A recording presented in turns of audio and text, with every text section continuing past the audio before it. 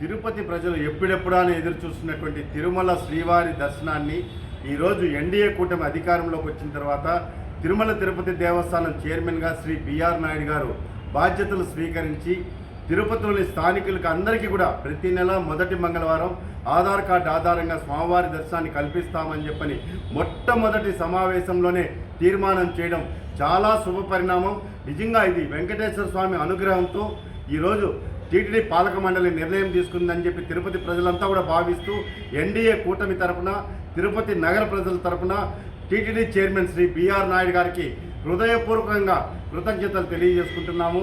అదేవిధంగా గత 5 సంవత్సరాలండి స్థానికులకి దర్శన భాగ్యం కల్పించండి అని చెప్పి పదే ప్రాధేయపడినా కూడా చెవిటోడికి శంఖం ఊదినట్లు గతంలో ఉన్నటువంటి వైఎస్ఆర్ కాంగ్రెస్ ప్రభుత్వం నిమ్మకు నీరెత్తినట్లు వ్యవహరించి తిరుమల శ్రీవారిని స్థానికులకి దూరం చేయడం జరిగింది. కానీ ఎన్డీఏ కూటమి ఎన్నికల సందర్భంగా మేమంతా కూడా తిరుపతి ప్రజలకు హామీ ఇచ్చాము.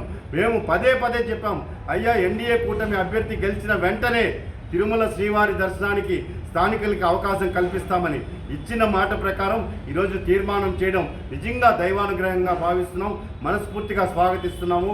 అదేవిధంగా తిరుమల కొండ మీద రాజకీయ ప్రసంగాలు చేయకూడదని చెప్పని, అదేవిధంగా ఏదైతే ప్రైవేట్ హోటల్స్కి ప్రభుత్వ స్థలాన్ని అలిపిరి జూ పార్క్ రోడ్లో కేటాయించారో దాన్ని రద్దు చేసి టీటీడీ స్వాధీనం చేసుకొని అక్కడ యాత్రికుల సౌకర్యార్థం కాటేజీల నిర్మాణం చేపట్టాలని చెప్పని కూడా నిర్ణయించడం చాలా మంచి పరిణామము.